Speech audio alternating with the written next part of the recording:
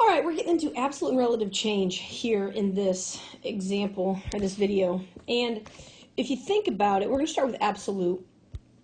And if you have a positive change indicates an increase, and that should make sense logically. And if we have a negative number, which means a negative change, that's a decrease. So positive goes up, negative goes down. Logically, that should make sense.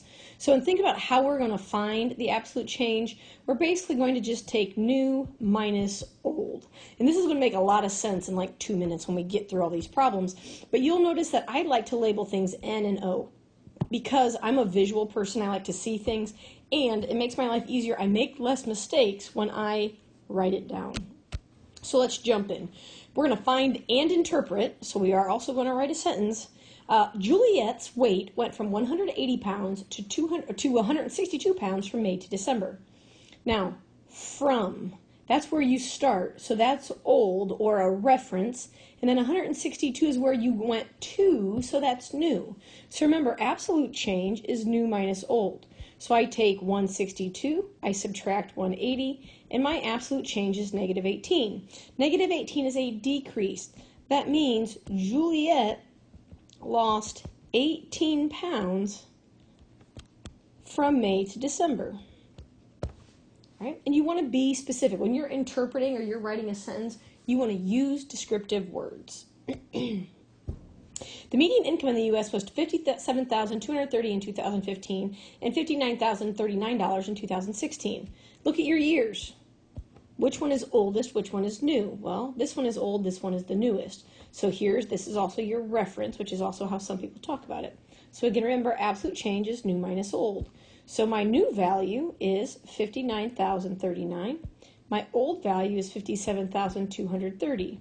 So new minus old gives me an absolute change of 1,809.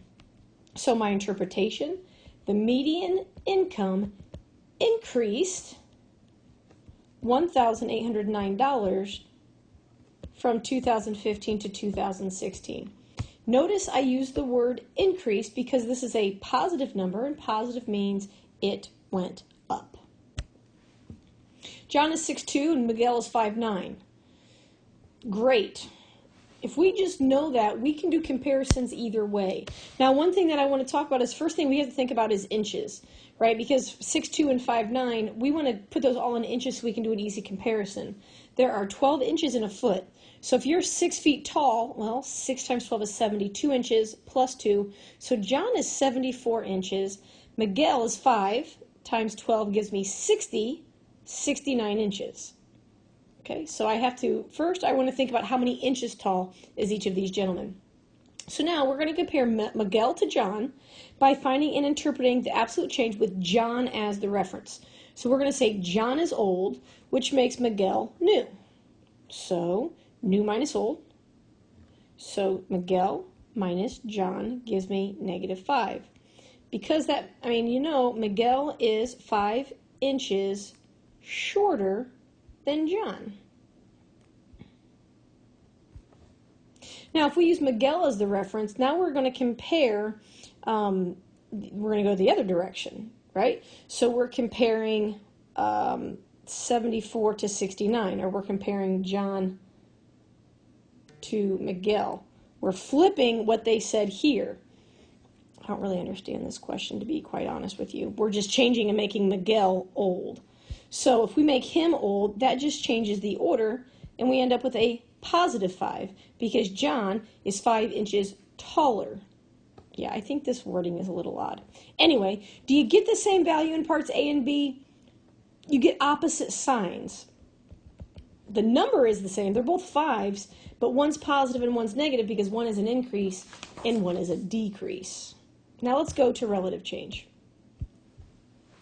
Relative change goes one step further, and relative change can also be known as percent change. But look at the thing here. So relative change is new minus old, and then we're going to divide by the old value. One thing I want to make sure you're aware of is you want to make sure you subtract first. So some of your calculators will do this automatically. Some of you may have to put parentheses in. So we're going back to Juliet. Old, new, but now we're finding the relative change. So remember, relative change is new minus old divided by old. So 162 minus 180 divided by 180. So I get negative 18 over 180.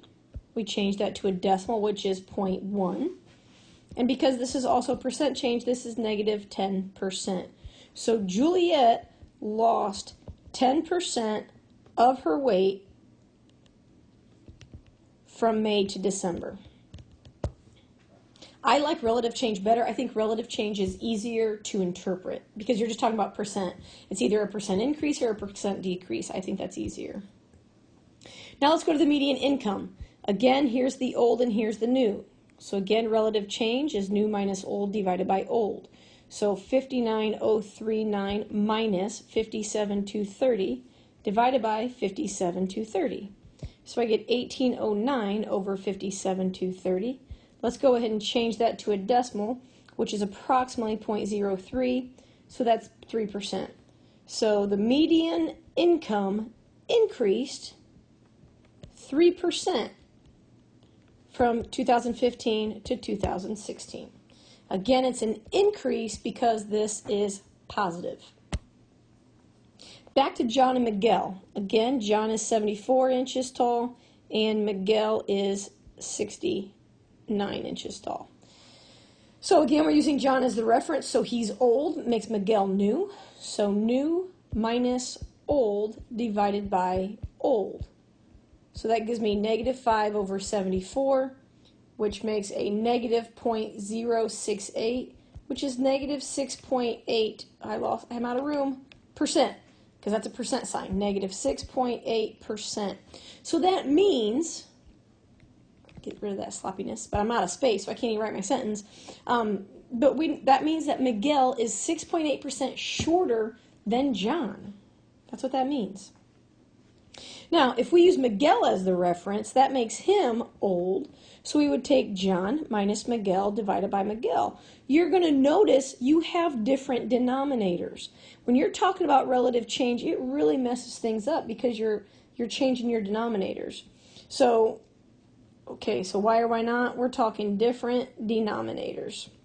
So when we go ahead and make that comparison as Miguel is the reference, we take the 74 minus 69 over 69, we have 5 over 69, which is 0.072 or 7.2%. That means John is 7.2% taller than Miguel. So you have to be careful. And mathematically, it doesn't really matter which way you go. If you're making a comparison, they're both equal in terms of comparisons. You just have to make sure you're paying attention at who's new and who's old. And you can tell by looking. You all can tell that John is taller, right? So when you get the positive, you know John is taller. So you know that John is 7.2% taller than Miguel. So it's important to just pay attention to the details of the problem that you're doing.